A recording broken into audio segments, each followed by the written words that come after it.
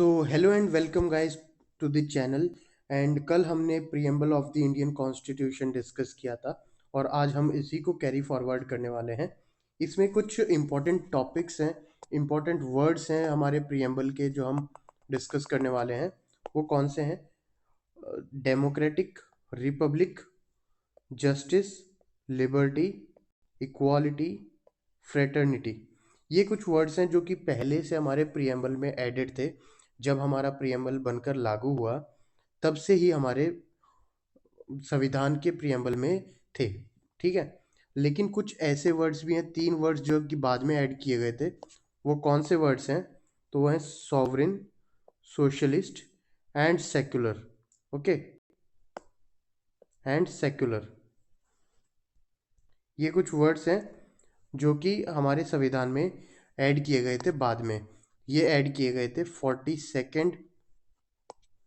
42nd constitutional amendment act से 1976, इसके through add किए गए थे। डन।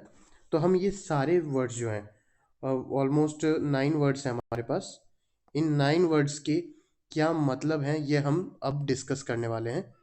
तो चलिए आगे बढ़ते हैं इसी के साथ में और डिस्कस करते हैं one by one in words को। तो दोस्तों हमारा टॉपिक है कीवर्ड्स इन द प्रीएम्बल। हमारे भारत के प्रीएम्बल में, हमारे संविधान के प्रीएम्बल में कौन कौन से इंपॉर्टेंट कीवर्ड्स हैं वो अब हम डिस्कस करते हैं। पहला है सॉवरेन। ओके, तो आप पहले ये याद रखिएगा, 3S आपको याद रखना है। क्या? 3S। ये याद क्यों रखना है? क्योंकि 42nd कॉन्स्टिट्यूशनल अमेंडमेंट एक्ट जो था, जो कि 1976 में आया था, इसके थ्रू 3 वर्ड ऐड किए गए थे और तीनों वर्ड एस से शुरू होते हैं। कौन कौन से हैं? Sovereign, socialist and secular. Secular, ये कुछ वर्ड्स हैं जो आपको याद रखने हैं।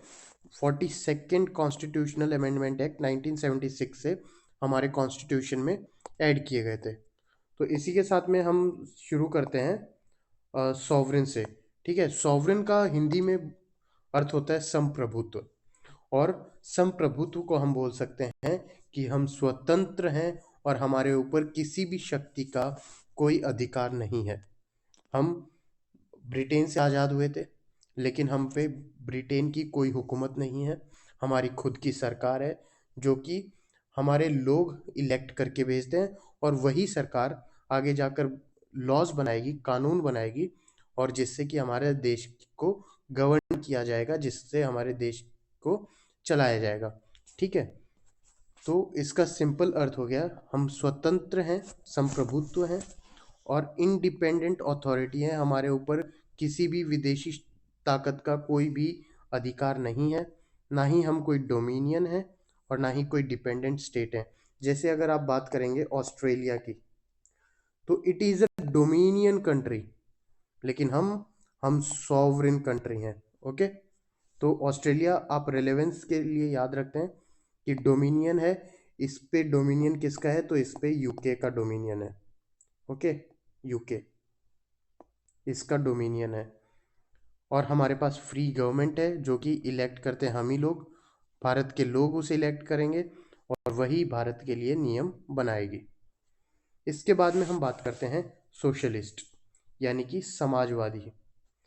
समाजवादी से अर्थ है कि हम हमारे समाज को बेहतर बनाने के लिए कोशिश करेंगे, और उस समाज को बेहतर बनाने के लिए जो कोशिश करेंगे वो हम लोकतांत्रिक तरीकों से करने वाले हैं, डेमोक्रेटिक तरीकों से करने वाले हैं, जिसमें हमारे लोगों का पार्टिसिपेशन जो है, पीपल ऑफ इंडिया, उनका पार्टिसिपेशन मस्ट होगा। ठीक है, India holds the faith in a mixed economy. Mixed economy बोले तो उसमें सोशलिस्ट इकोनॉमी भी है और उसमें कैपिटलिस्ट इकोनॉमी भी है। ठीक है, दोनों है। यानी कि सोशलिस्ट बोलेंगे हम तो इसका मतलब है कि हमारे पास पब्लिक सेक्टर भी होगा, और अगर कैपिटलिस्ट बोलेंगे तो उसका मतलब है हमारे पास प्राइवेट सेक्टर भी होगा, और दोनों साइड बाय साइड एग्जिस्ट करेंगे। जैसे कि अब हम इसका एक एग्जांपल से समझ लेते हैं, हमारे यहाँ पे कैसे प्राइवेट सेक्टर हैं, कैसे हमारे पास पब्लिक सेक्टर हैं। तो इसी के समझने के लिए आप LIC का एग्जांपल ले सकते हैं और एक एग्जांपल में रिलायंस इंश्योरेंस कंपनी का एग्जांपल ले सकते हैं। LIC हमारे पास पब्लिक सेक्टर है, ये हमारे पास है पब्लिक सेक्टर, और रिलायंस इंश्योरेंस हमारे पास प्राइवेट सेक्टर है। डन। दोनों अपने अपने स्कीम्स निकालेंगी, दोनों अपने कस्टमर्स को अट्रैक्ट करेंगी। एक कस्टमर है, उसको जो स्कीम बेटर लगी वो उसकी तरफ चला जाएगा, ठीक है, वो इंडिपेंडेंट है। और इसमें यही फ़ायदा है मिक्स्ड इकोनॉमी में कि एक कंज्यूमर को चॉइसेस होती है कि उसे प्राइवेट सर्विसेज चाहिए, पब्लिक सर्विसेज चाहिए, या फिर उसे दोनों सर्विसेज को इक्विवेलेंट या फिर किसी भी रेशो में इंजॉय करना है। वो चाहे तो दोनों से भी ले सकता है, ओके, या फिर चाहे तो किसी प्राइवेट या फिर किसी पब्लिक से भी अपनी सर्विसेज रेंडर कर सकता है। डन। ये हमारा सोशलिस्ट हो गया। और इसे भी कौन से एक्ट से जोड़ा गया था? तो इसे जोड़ा गया था 42nd कॉन्स्टिट्यूशनल अमेंडमेंट एक्ट 1976। इसके बाद में अगर बात करते हैं, अगला हमारा वर्ड आता है सेक्युलर। सेक्युलर का अर्थ है धर्मनिरपेक्ष। भारत ना किसी धर्म को संविधान के अनुसार प्रमोट करता है, ना किसी को नीचा दिखाता है, ठीक है। भारत में सभी धर्मों की समान रूप से इज्जत होती है, समान रूप से उनको प्रोटेक्शन मिलती है और समान रूप से उन्हें सपोर्ट या फिर बोल सकते हैं सहारा मिलता है। अब आगे चलकर हम डिस्कस करने वाले हैं संविधान में पार्ट 3 ऑफ द कॉन्स्टिट्यूशन।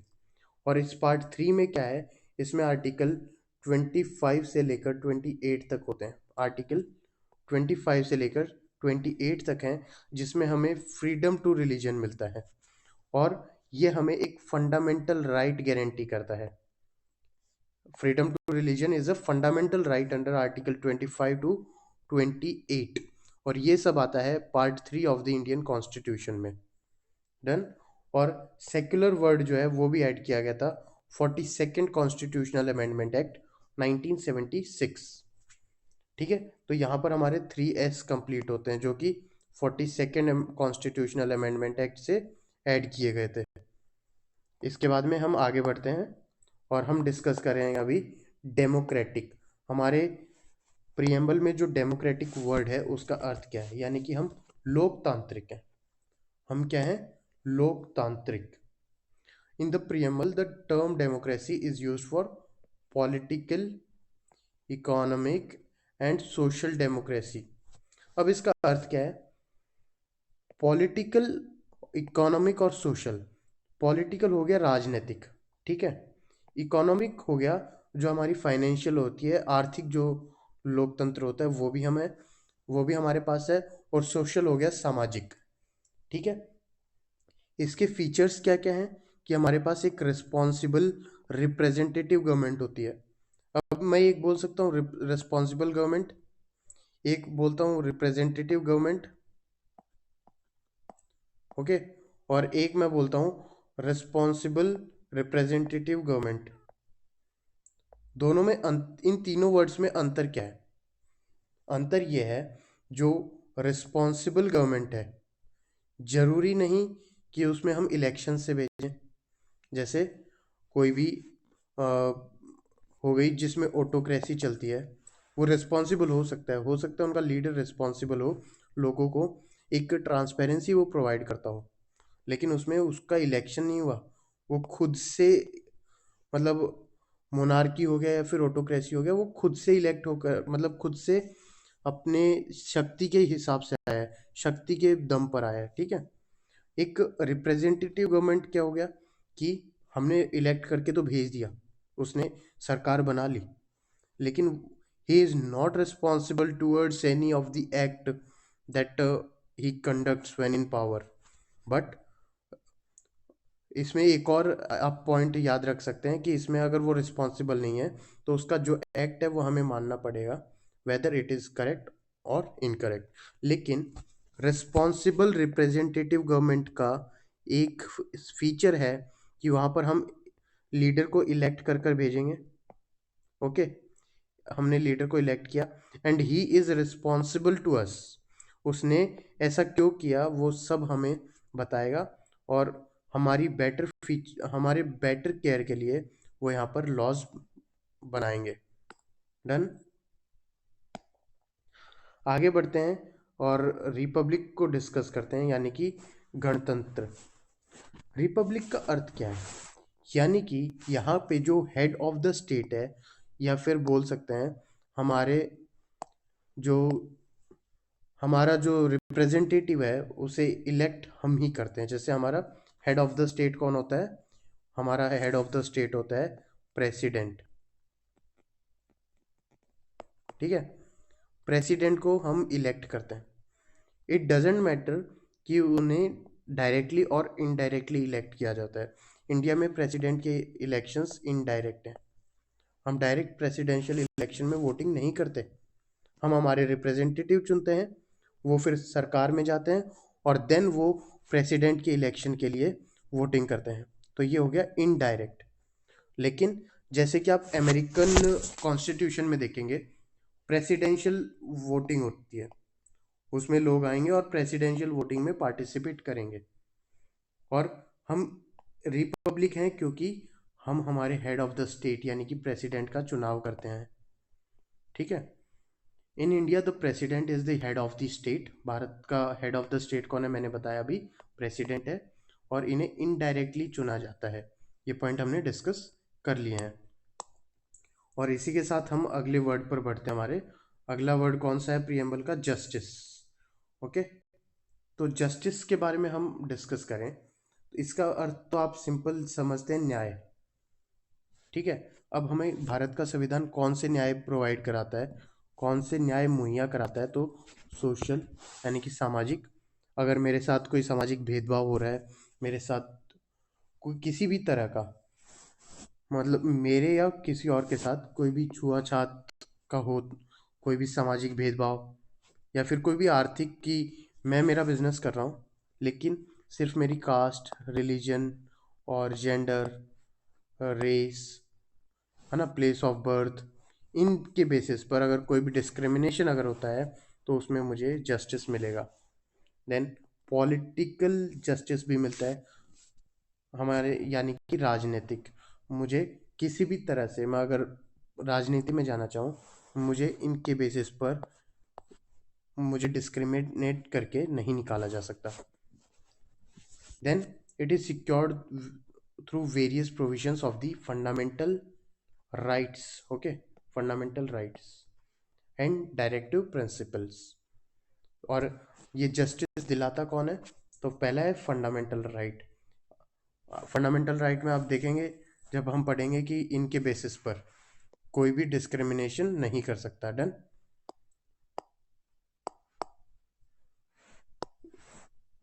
मेरी कास्ट, रिलीजन, जेंडर और रेस, प्लेस ऑफ बर्थ, इनके बेसिस पर मेरे साथ कोई भी डिस्क्रिमिनेशन नहीं हो सकता है। और इसी के साथ हम बढ़ते हैं आगे, और आगे हमारा वर्ड है लिबर्टी। लिबर्टी से आपका क्या अर्थ है? लिबर्टी से है स्वतंत्रता। ठीक है। एक हमने पढ़ा था सॉवरेन, वर्ड था सॉवरेन, इसका अर्थ था संप्रभुत्व। मतलब हम स्वतंत्र हैं और हमारे ऊपर किसी भी तरह का, हमारे ऊपर कोई भी अथॉरिटी नहीं है। हम खुद में एक अथॉरिटी, हम एक फ्री गवर्नमेंट है हमारे पास। ठीक है।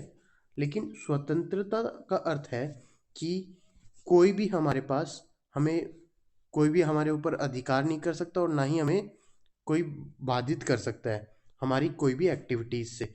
मैं अगर चाहूँ, मैं मान लो मैं तमिलनाडु में बैठा हूँ, और तमिलनाडु से मैं जाना चाहूँ जम्मू कश्मीर, तो मैं फ्रीली जा सकता हूँ। उस पर कोई भी रिस्ट्रेंट नहीं है, रोक टोक नहीं है, कोई भी डोमिनेशन नहीं है कि हाँ तुम बस से ही जाओगे।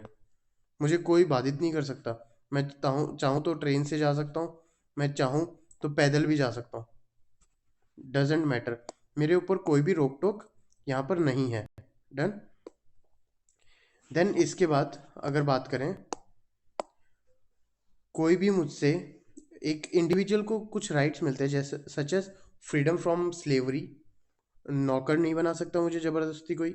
इम्प्रिजनमेंट, कोई भी आज किसी पुलिस वाले का मन किया, चलो आज उठा के इसको जेल में डाल देते हैं, तो वो भी नहीं कर सकता। और ना ही डेस्पोटिज्म। डेस्पोटिज्म का अर्थ है जबरन किसी से कोई बात को, मतलब किसी काम को करवाना या फिर अपना उस पर हक जताना, ये कोई भी नहीं कर सकता। Done. The preamble provides the liberty of thought, expression, belief, faith and worship. ये हम देखेंगे फंडामेंटल राइट्स में। ओके, कि हमें फ्रीडम ऑफ स्पीच है, आर्टिकल 19।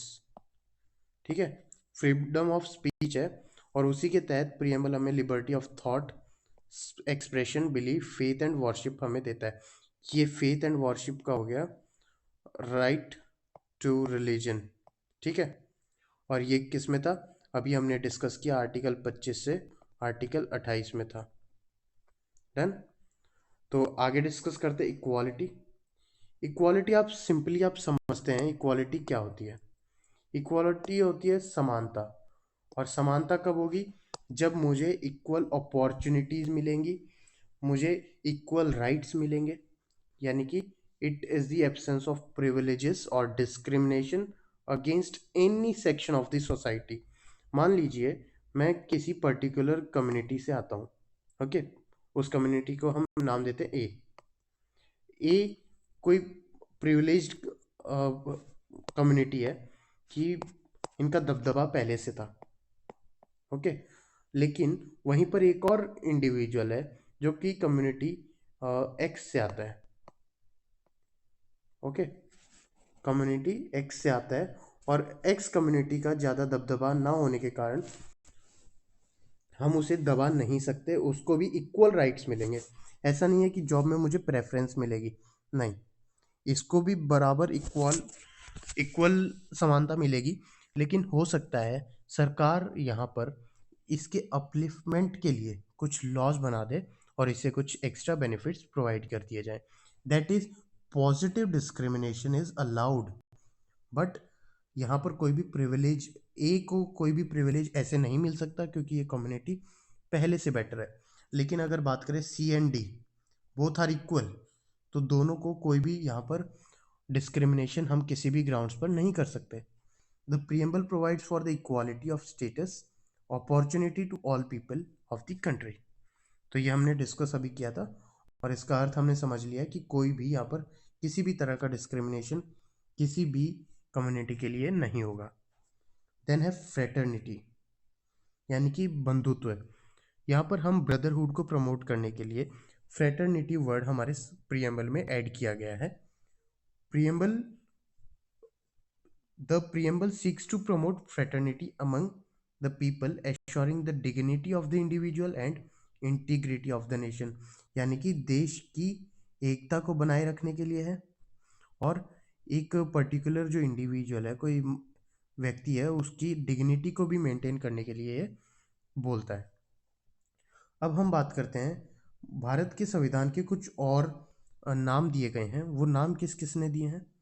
पहला है पॉलिटिकल होरोस्कोप। ये नाम दिया था के एम मुंशी जी ने। The keynote of the constitution, Ernest Barker. Soul of the constitution, Thakurdas Bhargava. And identity card of the constitution, N A Palkhivala. ये चारों नाम आपको याद रखने हैं, और ये नाम किसने दिए हैं ये भी आपको याद रखने हैं। एग्जाम पॉइंट ऑफ व्यू से बहुत इंपॉर्टेंट होते हैं, और कभी भी पूछ लेगा who gave the term political horoscope to the preamble of the constitution, तो आपका आंसर हो जाएगा के एम मुंशी। देन सेकंड तरह से यहाँ पर क्वेश्चन बन सकता है, what Thakurdas Bhargava called the preamble of the constitution, so he called it as soul of the constitution. Then आगे बढ़ते हैं और डिस्कस करते हैं प्रीएम्बल। हमने अभी ये कुछ वर्ड्स पढ़े थे, उसी का है liberty, providing opportunities for development of individual, sovereign, countries independent and free from other authorities. हमारे ऊपर किसी भी भार की शक्ति का कोई भी अधिकार नहीं है। सोशलिस्ट, यानी हर इंडिविजुअल इक्वल है और सभी को समान सेवाएं, समान सर्विसेज मिलेंगी और समान अधिकार मिलेंगे। सेक्युलर, यानी कि हम धर्मनिरपेक्ष हैं, हम सभी धर्मों की बराबर इज्जत करते हैं, बराबर उन्हें स्टेटस देते हैं। डेमोक्रेटिक, यानी कि भारत की सरकार लोगों के द्वारा निर्वाचित की जाती है। डन। देन रिपब्लिक कि no one should treat the fellow citizen as inferior, और भारत के लोग जो हैं उन्हीं से भारत की सरकार है। यहाँ तक हमने पढ़ लिया। और अब आप देखेंगे कि आपको यहाँ पर लोग दिखते होंगे, ये लोग कौन है? तो ये कॉन्स्टिट्यूएंट असेंबली के लोग हैं। ये कौन है? ये हैं कॉन्स्टिट्यूएंट असेंबली के। यहाँ पर आप देख सकते हैं डॉक्टर भीमराव अंबेडकर हैं जो कि इसके चेयरमैन थे। अब इन लोगों ने क्या किया, अलग अलग कंट्रीज से अलग अलग फीचर्स उठाए, और इसी के साथ साथ हमारे खुद के संविधान से भी जो हमारे एक्ट थे, गवर्नमेंट ऑफ इंडिया एक्ट 1935 था, और कुछ अलग देशों से अच्छे अच्छे फीचर्स उठाए, और उसमें कुछ मैंडेटरी या फिर हमारे देश के अकॉर्डिंग कुछ चेंजेस करने हुए। तो वो चेंजेस करके हमारे संविधान में उन्होंने इनकॉर्पोरेट किए या फिर उसमें ऐड किए। तो अब हम देखने वाले हैं आगे चलकर sources of the Indian constitution, कि भारत का संविधान कहाँ से लिया गया है और उसके क्या क्या फीचर्स किस देश से लिए गए हैं। ये हम कवर करने वाले हैं अगली क्लास में। सो आज के लिए बस इतना ही। चैनल को सब्सक्राइब कर दीजिए, अपने दोस्तों के साथ शेयर कर दीजिए, और नोट्स आपको कहीं और जाने की ज़रूरत नहीं है, सब नोट्स यहाँ पर मिल जाएंगे। आप इसे सिंपली यहाँ से कॉपी कर सकते हैं नोट्स को और प्रिपेयर कर सकते हैं। सो थैंक यू गाइस, मिलते हैं कल इसी समय, और चैनल को ग्रो करने में हेल्प कीजिए और अपने दोस्तों से शेयर कीजिए। Thank you.